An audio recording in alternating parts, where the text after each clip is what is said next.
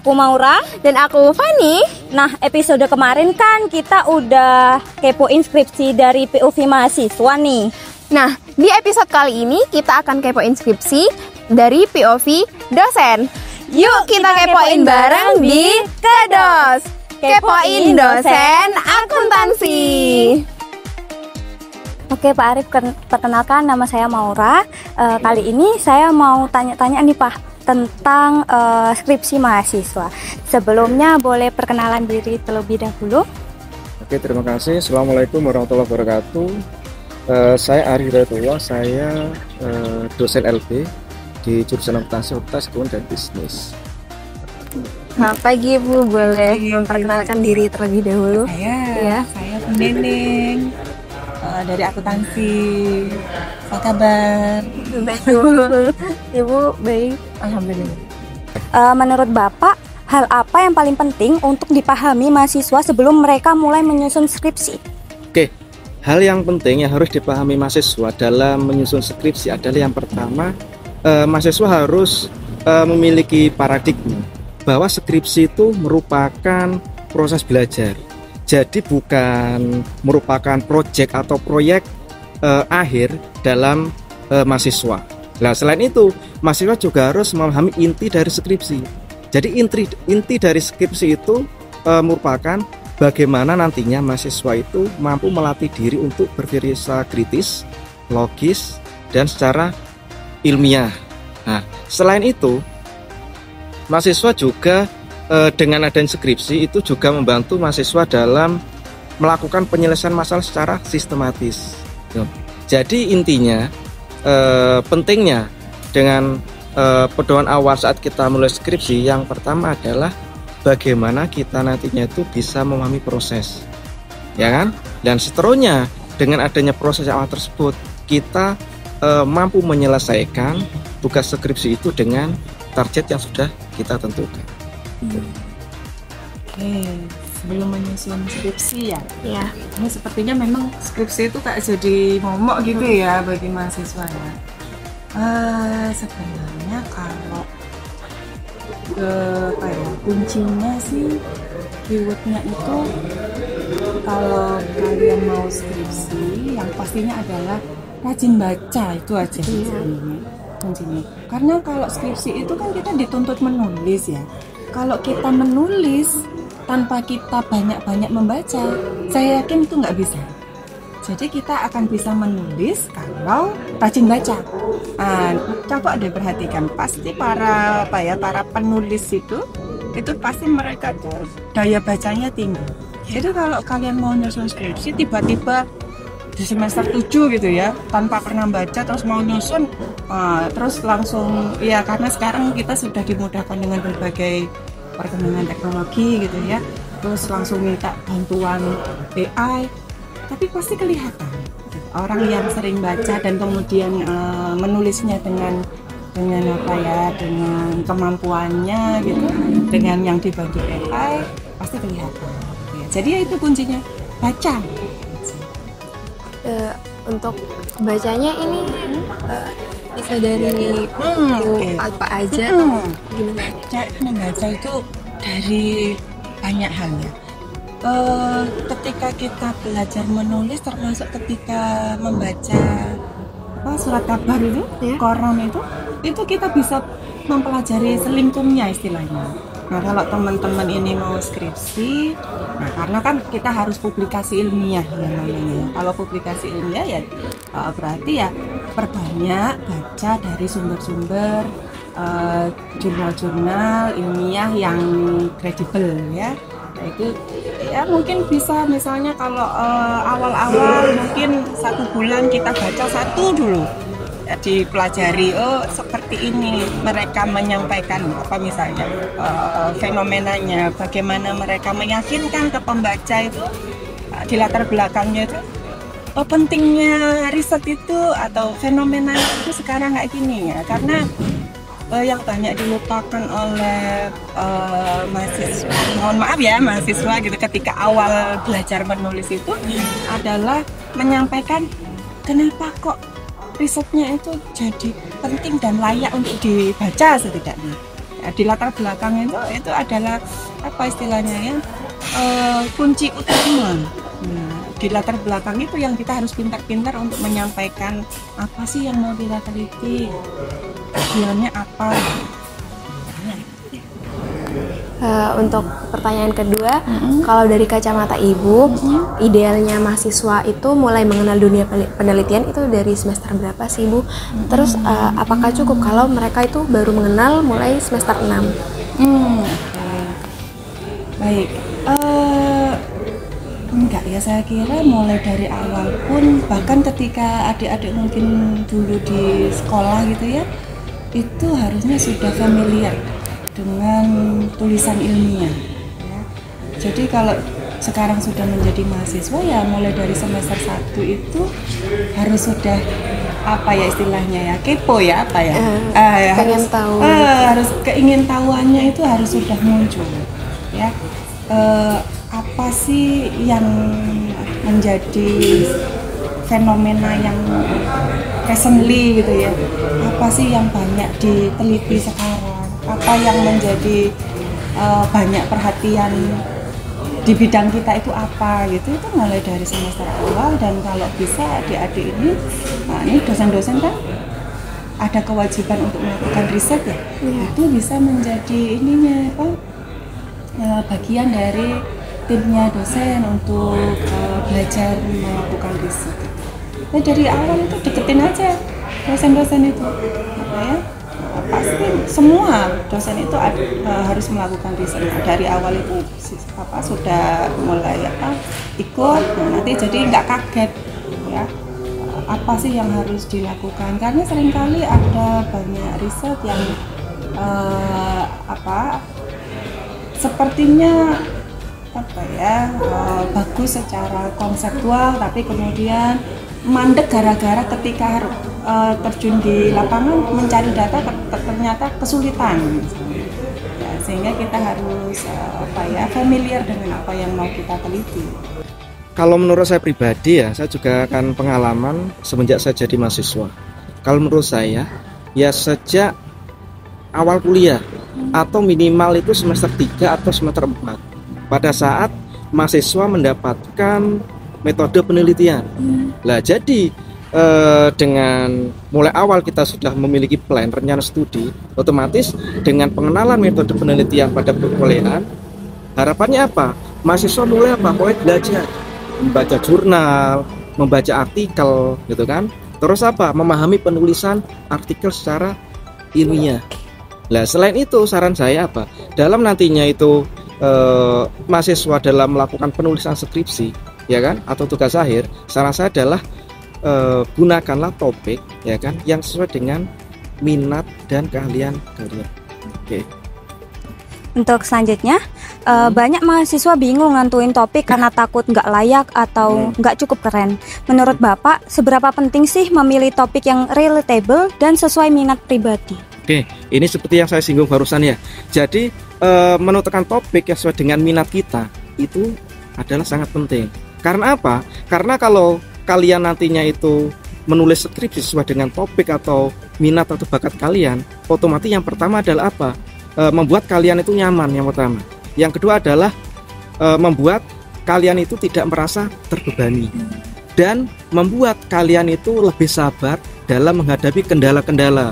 Karena kan saat tahap akhir atau semester akhir, saat mahasiswa melakukan penulisan tugas akhir atau skripsi, pasti kan ada beberapa kendala atau resiko ya kan.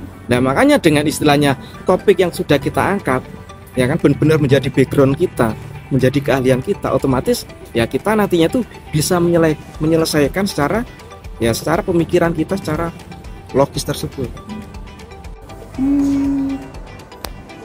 Ini ya, keren tidaknya itu kan kadang-kadang itu kita terkungkung oleh pendapat sendiri ya kan. Kadang gini, ada satu topik yang kita kira itu sudah jenuh, sudah banyak diteliti, tapi ketika kemudian kita menyuguhkan satu kontribusi baru, ya itu malah suatu novelty. Misalnya gini, kalau di bidang akuntansi ya, kalau teman-teman perhatikan misalnya topik tentang earning manajemen laba. Itu kan sudah mulai dari zamannya Paul and Brown dari dulu sekali sudah diteliti ya, tahun berapa 68 atau berapa saya lupa. Nah, kemudian misalnya teman-teman tertarik untuk itu, untuk meneliti manajemen laba misalnya. Nah, kita kenapa tertariknya ini ya harus kita gali misalnya apa? Oh, saya nggak puas misalnya, tidak puas dengan cara pengukuran yang selama ini ada misalnya. Ini berdasarkan ilmu referensi-referensi yang sudah dibaca, kemudian gimana kalau pengukurannya itu dengan apa gitu ya. Nah, itu bisa menjadi sesuatu yang baru. Nah, meskipun temanya itu sudah lama. Ya, tapi setidaknya ada kontribusi baru. Oh, dengan memasukkan ini misalnya, maka pengukuran itu menjadi lebih representatif misalnya. Itu sudah sudah sangat-sangat cukup, apalagi untuk S1 yang tarafnya kalau kita bilang masih di taraf belajar meneliti gitu ya. Itu sudah bisa sangat relate. Nah, apalagi kalau misalnya teman-teman melihat fenomena-fenomena terbaru ya, itu juga ya sangat memadai. Ya. Jadi kalau apa tadi pertanyaannya relatable ya. Sama siapa? Sesuai minat. Oh, sesuai minatnya. Nah, ini kadang-kadang minatnya itu kan juga sampai dengan semester 7 itu nggak paham minat apa gitu. Mau neliti ini, tapi jelas ya. Kalau menurut sebatas yang saya lihat dari teman-teman mahasiswa, sebaiknya ya minat itu penting, karena kita ketika melakukan sesuatu sesuai dengan minat, nah, ini kan enjoy gitu ya, senang gitu ya. Tetapi kalau misalnya kemudian menemukan oh ini sepertinya menarik untuk diteliti, tapi saya nggak suka, jangan di frame gitu dulu lah gitu ya. Sepanjang ketika memulai gitu ya, kemudian menemukan permasalahan dan itu menurut teman-teman layak untuk dicari jawabannya, ya sudah, itu lanjutkan aja. Kemudian masih terdapat mahasiswa juga Bu yang bingung membedakan antara skripsi yang cukup baik dan dengan yang terlalu ambisius. Nah, menurut Ibu apa indikator skripsi yang realistis dan bisa diterapkan oleh mahasiswa? Skripsi yang realistis. Wah, ini saya juga tidak bisa mendeskripsikan ya skripsi yang realistis. Kalau menurut saya sepanjang teman-teman itu cukup kelihatan effortnya melalui tulisannya gitu ya. Kemudian dan intinya kalau menurut saya skripsi yang baik itu adalah skripsi yang selesai. Nah, apa? Kalau nggak selesai, bagaimanapun perfectnya proposal, itu berarti bukan penelitian yang baik. Jadi kalau skripsinya selesai, itu yang baik. Jadi saya kira nggak ada itu kita bilang sebagai skripsi yang baik. Yang baik iya ya, yang baik itu ya sesuai kaidah, kemudian selesai gitu. Tapi kalau yang realistis itu, ini dari perspektifnya siapa? Peneliti sendiri. Nah, peneliti pun kan ada banyak keterbatasan ya. Dan itu yang harus kita sampaikan juga dalam riset kita, bahwa penelitian kita itu nggak perfect kok. Dan kita sampaikan di dalam keterbatasan. Jadi yang realistis ya sepanjang penelitian itu dilaksanakan atau dilakukan sesuai dengan kaidah ilmiah yang baik dan benar, kemudian jujur gitu ya. Artinya ya kalau kita mengutip pendapatnya orang, ya kita harus citasi, kemudian kita sampaikan datanya dengan sesuai gitu kan. kita pertanggungjawabkan sesuai dengan apa yang kita dapatkan di lapangan. Sudah seperti itu. Ya, jadi sebenarnya memang tantangan terberatnya itu kalau saya lihat ya memang dari kita sendiri ya, dari persen, karena ketika teman-teman di tahapan skripsi itu berbeda ketika teman-teman masih di kelas. Kalau di kelas itu banyak sekali project-project yang tim gitu ya, tapi ketika skripsi teman-teman harus survive by your own gitu ya. Jadi disitulah kemudian apa ya, ketelatenan gitu ya, terus ya bagaimana kita mengatasi kemalasan karena ketika kemudian kita memulai, kemudian kita kasih jeda gitu ya, ketika mau berangkat dari koma ini lah istilahnya kita jedanya itu koma gitu ya. Ketika kita berangkat dari jeda ini loh, yang kadang-kadang apa ya, powernya itu lebih besar yang dibutuhkan daripada kita pada saat startnya. Jadi memang itu yang harus dijaga ya, ritmenya. Ya, jadi ya usahakan nanti kalian ketika di tahapan skripsi itu ya environmentnya, teman-temannya juga bangun lingkungan yang sesuai biar saling menyemangati, saling merangkul gitu. Iya benar, karena ya itu karena di tahap skripsi itu pasti nanti teman-teman aduh kok gini ya, dan ke siapa lagi bertanya. Iya. Ya itu semangatnya untuk nulis itu dijaga kan. Iya. Oke. Ini sangat menarik ya. Jadi kalau menurut saya pribadi, kalau skripsi yang realistis itu yang pertama adalah memiliki tujuan yang jelas. Oke. Yang kedua adalah dia memiliki ruang lingkup yang terukur. Yang ketiga adalah skripsi yang realistis adalah memiliki metode yang bisa dijalankan dengan sumber daya yang ada. Itu yang skripsi yang realistis. Sementara kalau skripsi yang ambisius itu cenderung apa? Terlalu mencakup banyak hal, tapi pada akhirnya apa? Justru akan akan menjadi sulit dikerjakan atau tidak fokus dulu. Jadi faktor utamanya ya kan itu terletak pada bagaimana mahasiswa yang nantinya itu mampu menyederhanakan ide besar menjadi riset yang lebih visible dan mampu memberikan kontribusi secara praktis maupun secara ilmiah itu. Jadi skripsi yang baik itu bukan istilahnya yang judulnya wah ya kan, atau yang judulnya itu istilahnya variabelnya banyak, bukan. Kalau menurut saya skripsi yang baik itu adalah skripsi yang cepat selesai. Oke.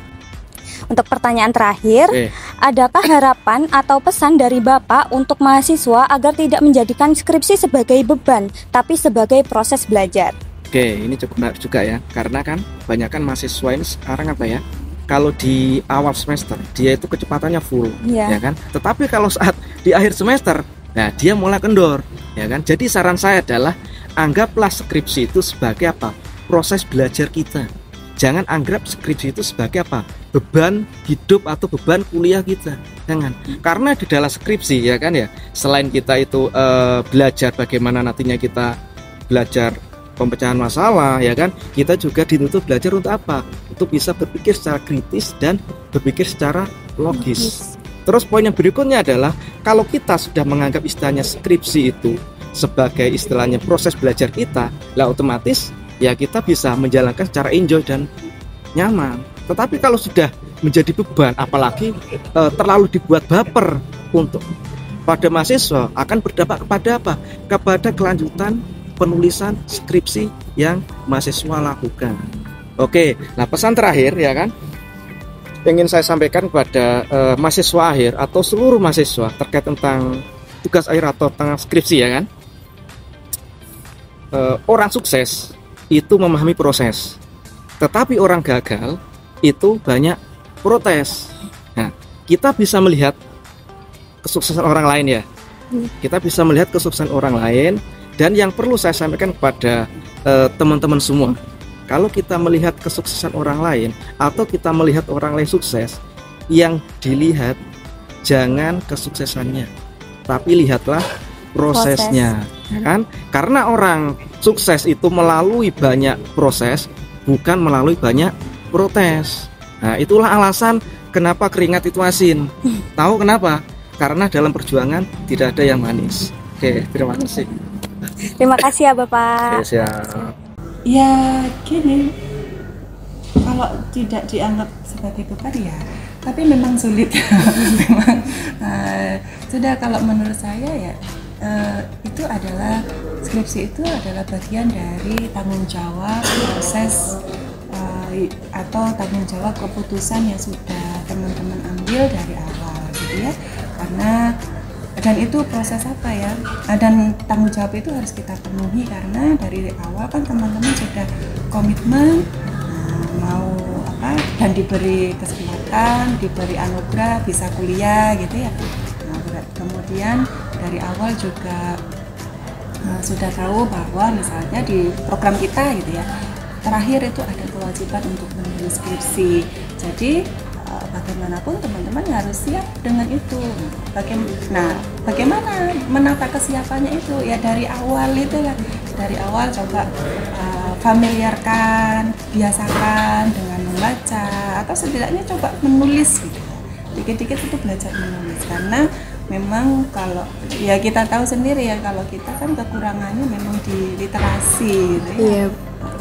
Di literasi. Nah, kalau kita kurang di literasi, menulisnya itu pasti sulit. Tadi kan kita udah wawancara dosen tentang topik skripsi nih. Nah, enaknya di episode selanjutnya di Kedos kita tanyain tentang apa ya? Tulis di kolom komentar, guys. Dan jangan lupa like, comment, and subscribe. See you!